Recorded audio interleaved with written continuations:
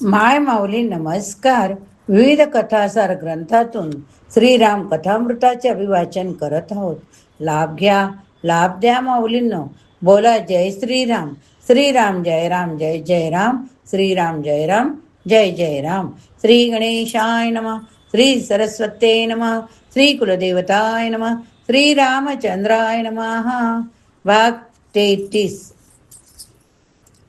आज आपण बघत आहोत विश्वामित्र रामांना कसे घडवतात. विश्वामित्र पुढे आहेत, भगवान श्रीराम मध्ये आहेत, लक्ष्मण मागे. चालत असताना गावकऱ्यांना भेटावे, वनवासी लोकांना भेटावे, त्यांची सुखदुःख विचारावीत. वाटेत विश्वामित्र मुनी रामांना वेगवेगळ्या पक्ष्यांची, वृक्षांची माहिती सांगतात. एका अर्थाने भगवंताचे संस्कार यात्रा होय. अयोध्या ते मैथिला या विश्वामित्रासोबतच्या प्रवासात संपूर्ण रामाचे जीवन घडवले गेले. म्हणून प्रभूंच्या जीवनात विश्वामित्राचे स्थान अमोल आहे. उत्तम संस्कार द्यायचे असतील तर फार लाड करून चालत नाहीत. खूप लाडवलेली मुले सामान्यतः बिघडतात. गीता परिवारातर्फे मुंबईला संस्कार वर्गाचे आयोजन केले होते. आता दरवर्षीचे आयोजन होते, पण पहिल्या वर्षी संस्कार वर्गांच्या आधी मुलांच्या मुलाखती घेतल्या. तेव्हा पालकांना काळजी होती की आपला मुलगा एसी शिवाय कसा निजणार.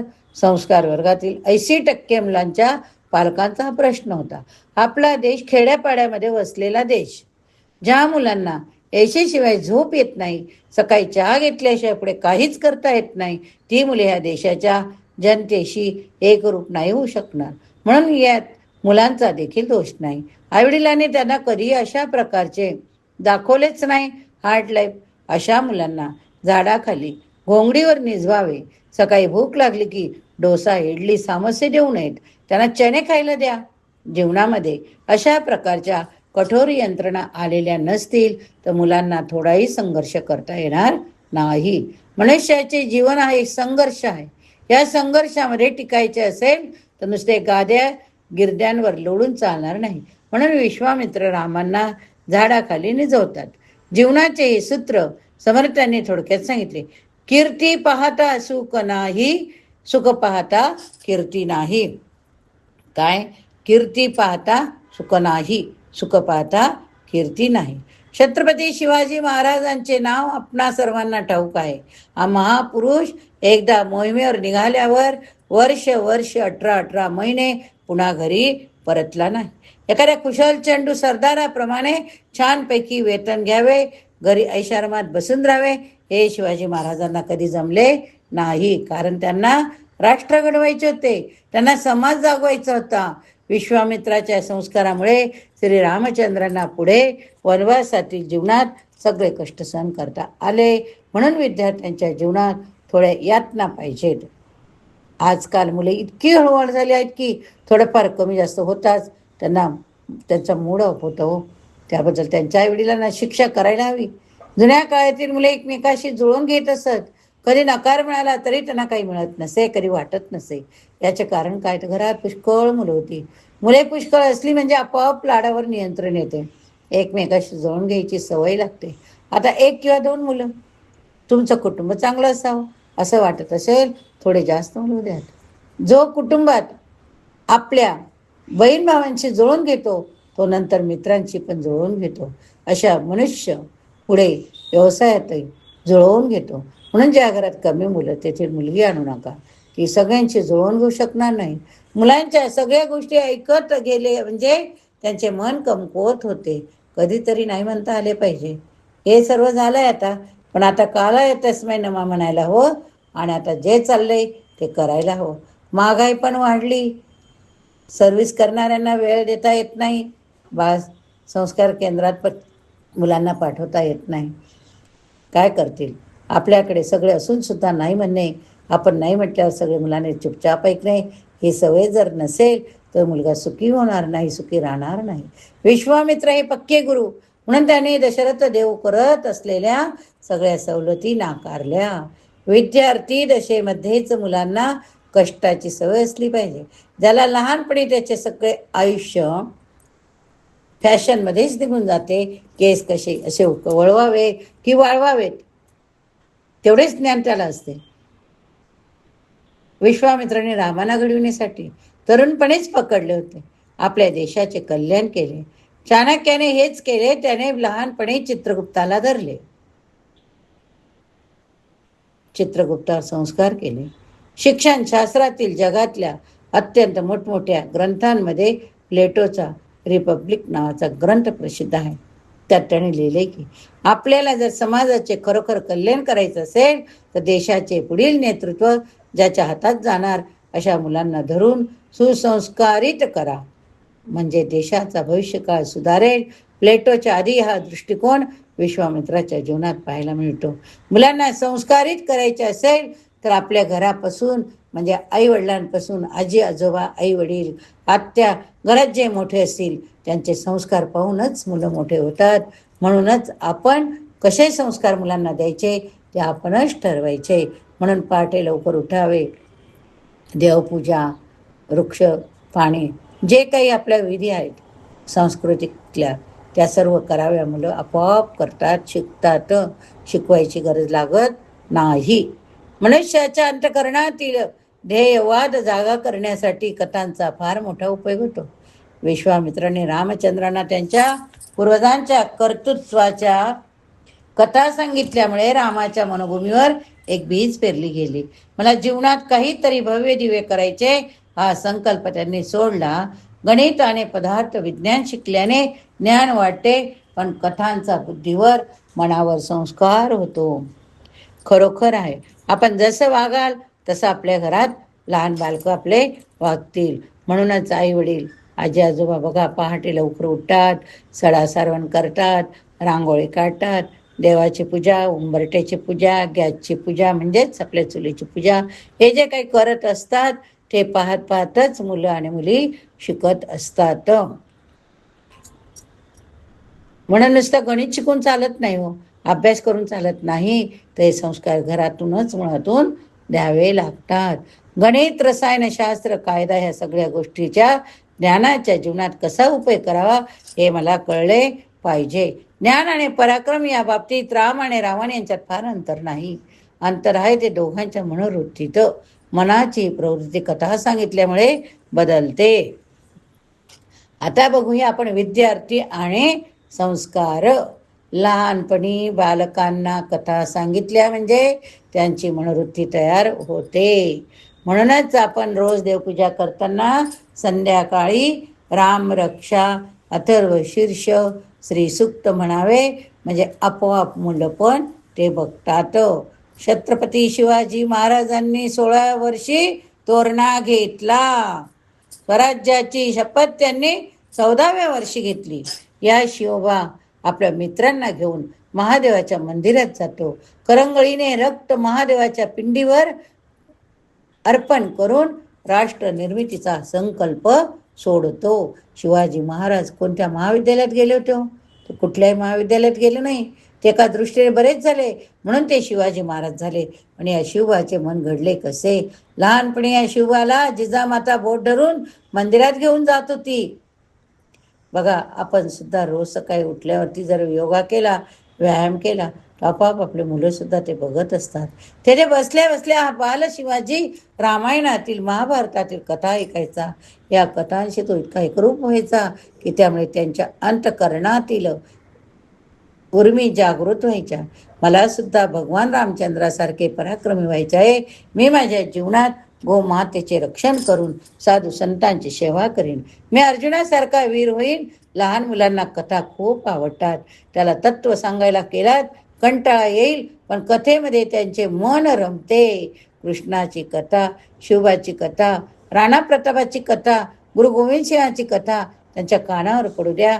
या जगात अशा कोण आहे की ज्यांच्या चित्तावर गुरु गोविंद सिंहाच्या चरित्राचा प्रभाव होणार नाही? गुरु गोविंद सिंहाच्या कथा ऐकून प्रत्येक जण व्याकुळ होतो. त्या महापुरुषाने हिंदुत्वाच्या रक्षणाकरता आपला सगळा परिवार संपवून टाकला.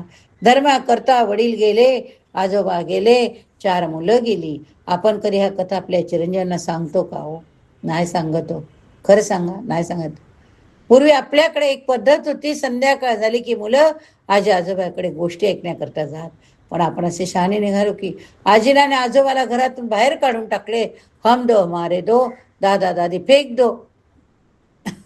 बघा काय, हम दो हमारे दो, दादा दादी फेक दो. अरे देवा, आज घरात वृद्ध माणसेच नाहीत. ज्या घरामध्ये वृद्ध नसतात त्या घरामध्ये मुलांचे संगोपन नीट होत नाही. कारण लहान मुलांची खरी मैत्री होते घरातील म्हाताऱ्या माणसांची. आजोबा आणि नातू खरे मित्र असतात. म्हणून घरात आजी आजोबा हवेत.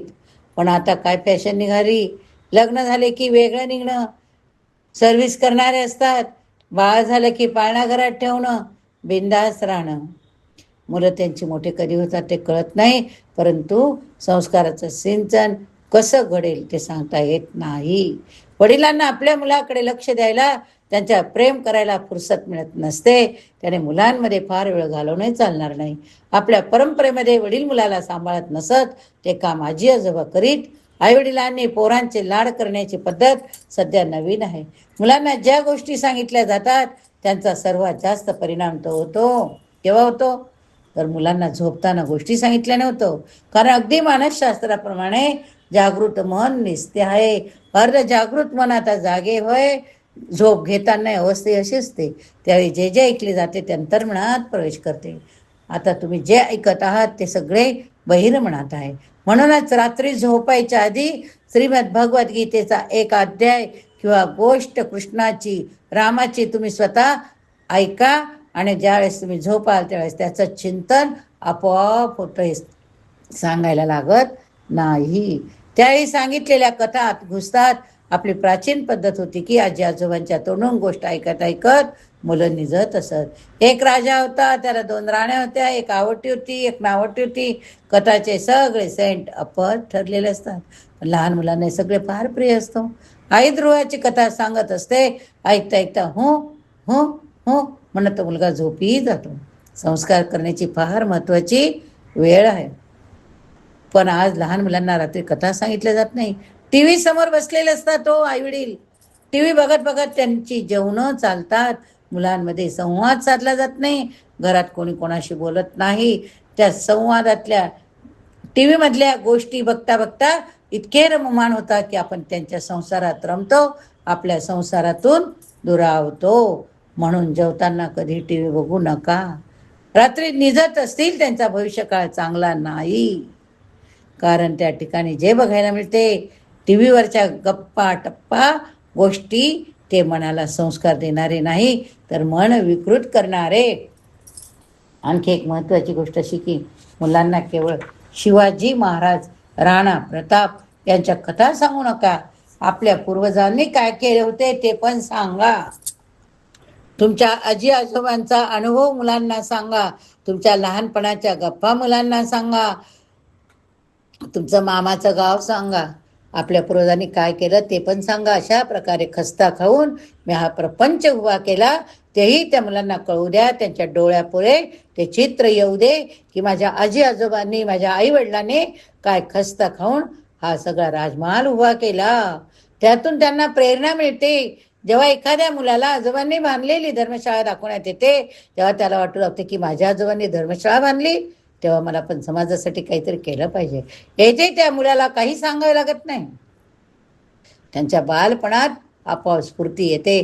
पण आपण मुलांना असे काही नेऊन दाखवत नाही. घरात असे काही वाचन होत नाही. कधी त्यांच्याजवळ बसून प्रेमाने सांगण्यात का आपल्याला वेळ असत नाही. मुलांना ध्येयवादी बनवावे. मला माझ्या जीवनामध्ये काहीतरी उत्तुंग कार्य करायचे असे त्याला वाटले पाहिजे. ज्यांच्या जीवनात ध्येयच नाही, ज्यांच्या जीवनाला, त्यांचे जीवन महान होत नाही. प्रश्न आहे की महान स्वप्न केव्हा पूर्ण होतात? कुठल्या तरी महान कार्याशी स्वतःला जोडून घ्या. एक इंग्रजी वाक्य आहे, त्या महान कार्यात they never feel who feel in great कश. कुठल्या तरी महान कार्याशी स्वतःला जोडून घ्या. त्या महान कार्यात स्वतःला झोकून द्या. अशा झोकून दिलेल्या महान कार्यात आलेले अपयश हे क्षुद्र कामातल्या यशापेक्षा फार मोठे असते. वयाच्या 14व्या वर्षी स्वातंत्र्य वीर सावरकर भवानी मातेसमोर प्रतिज्ञा करता हो, देशाच्या स्वातंत्र्याकरता सशस्त्र क्रांतीचा केतू उभारून मी मारता मारता मरे तो झुंजेन. सावरकरांच्या जीवनात 14व्या वर्षी घडले हे त्यांनी लहानपणी ऐकलेल्या गोष्टीमुळे, म्हणून मोठेपदी वेदांत सांगावा, लहानपणी कथा सांगावे. त्यांनी मनाला आकार येतो. आज आपल्या मुलांच्या मनाला टीव्हीवरील जाहिरातीचा आकार आला आहे. मनाचा आकार म्हणजे संस्कार, मनाला त्याचा आकार येतो जे रात्रंदिवस बघितले जाते, ऐकले जाते. म्हणून वेदांमध्ये मंत्र येतो. कोणता मंत्र? चला ऐकूया. भद्रं कर्णेभिः शृणुयाम देवाः, भद्रं पश्यमाक्षभिर्यजत्राः. माझ्या डोळ्यांनी मी पवित्र बघावे, माझ्या कानाने मी पवित्र ऐकावे, माझ्या तोंडाने मी पवित्र बोलावे. आपल्या मुलांच्या तोंडी काही पवित्र श्लोक आहेत का? हे घरी जाऊन जरा तपासा, विचारा मुलांना. पण त्याच्या आधी आपले पण श्लोक पाठवे. थोड्या श्लोकाचा मुलांनी काय अर्थ विचारला तर सांगायला हवं. रामाची सारी जडणघडण राजमहालात झाली नसती, म्हणून विश्वामित्राने त्यांना बाहेर काढले. राम हा केवळ दशरथाचा पुत्र नाही, तर तो अयोध्येचा भावी राजा आहे. राम हे राष्ट्रीय संपत्ती होय, त्यामुळे त्यांचे नीट संगोपन जतन होणे आवश्यक आहे. हा विश्वामित्राचा फार दूरवरचा दृष्टिकोन आहे. या ठिकाणी हा भाग संपवूया. पुढील भागात आपण अहिल्योद्वाराची कथा श्रवण करूया. जर श्रवण केले असेल तर बोला जय श्रीराम. श्रीराम जय राम, जय जय राम. श्रीराम जय राम, जय जय राम. श्रवण केले ज्यांनी त्यांच्या हृदयी राम वसती. जय श्रीराम लिया पुढच्या भागाची वाट पाहते.